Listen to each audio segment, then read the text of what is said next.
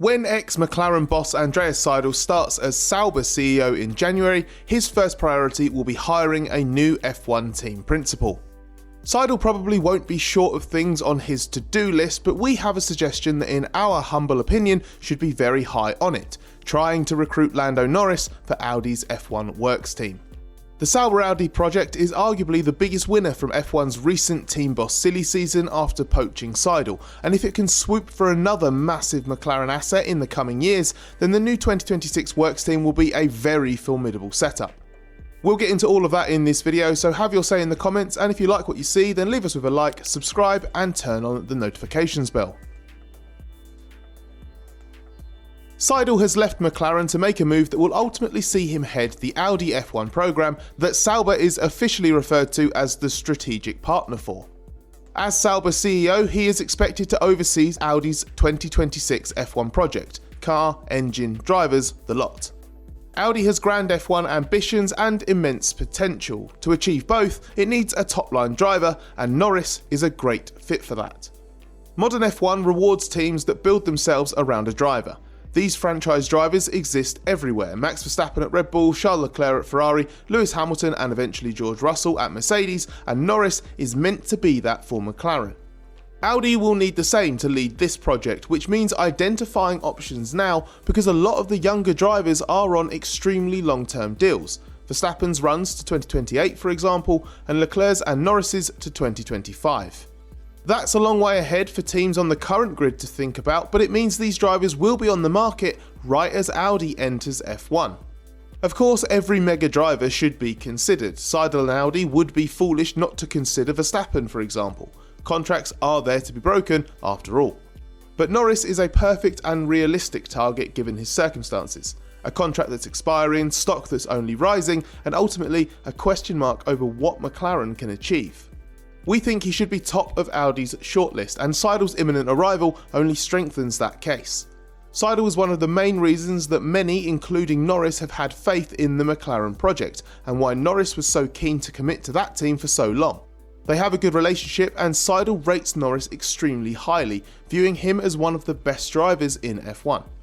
There was already a very strong case for Norris being a long-term target for any team with serious F1 ambitions. He was certainly a valid option for Audi to consider, and that is definitely the case now Seidl's going there. Seidl is a great weapon for Audi to deploy if it wants to pursue Norris. They have that pre-existing relationship, Seidl knows how Norris thinks, he has his trust, and he will have the inside track of just how good Audi's progress is behind the scenes. So he can give Norris an aggressive and honest pitch, and probably count on Norris believing what he says. From Audi's side, chasing Norris looks like a no-brainer. As for Norris, this isn't about deciding whether he should try to get out of his McLaren contract and move to Sauber in the next couple of years. If he ever considers this switch, it will be purely about what's best for him in 2026 and beyond. The potential of the Audi program is sky high, higher than McLaren's given it will be a proper works team. But by the time 2026 comes around, Norris will be 26 and likely entering the prime years of his career. So it's a question of whether he wants to be somewhere established at that point or would be willing to take the risk of backing a new manufacturer. It may well depend on what the alternatives are.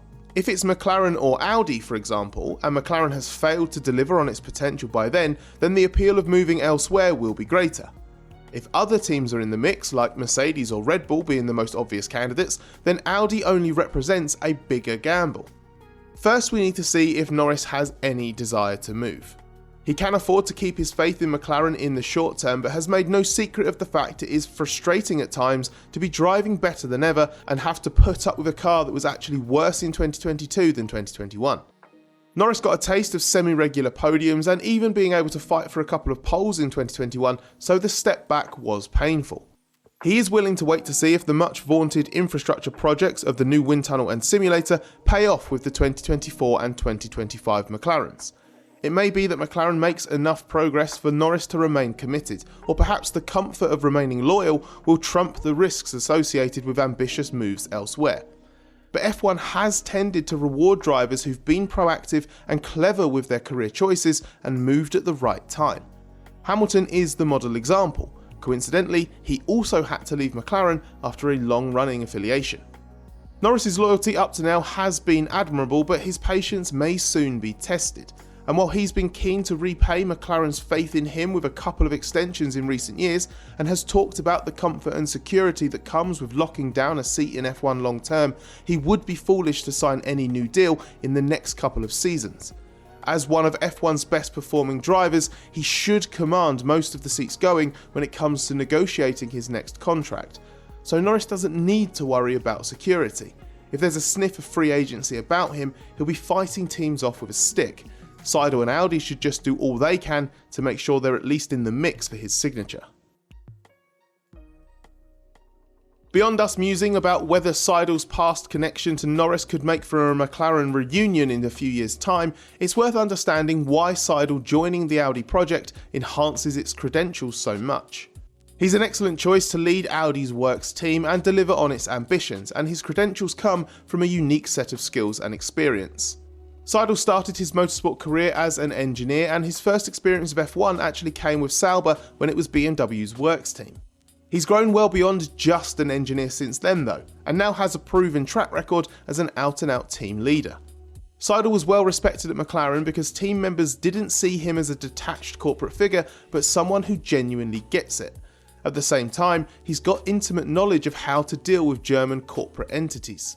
Seidl led BMW into the DTM in 2012, winning the championship immediately, and oversaw Porsche's success in prototypes, initially as director of team operations and then as team principal. That also gave him a deep understanding of Volkswagen Group politics, and that will be of immense value as he returns to that setup with Audi, which is Porsche's sister brand. In an F1 context, since returning to the paddock with McLaren in 2019, Seidl has played a central role in the major decisions and investments the team has made.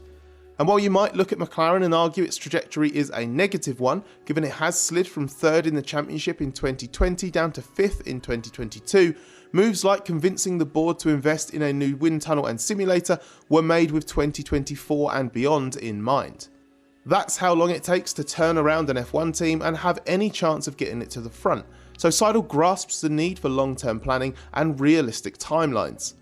Having been there as McLaren turned itself from chronic underachiever into a leading midfielder, Seidl's effectively coming from a team that's further down the road in the same process that Sauber's now going through. So not only does he have an ideal comparison point, but also real-world experience of what works and what doesn't in this scenario. It's a boost to Audi's credibility that it not only correctly identified Seidl as the right man for the job, but has also been able to convince him to take it. After all, it means turning his back on the McLaren project before he experienced the payoff for the efforts of the past 3.5 years.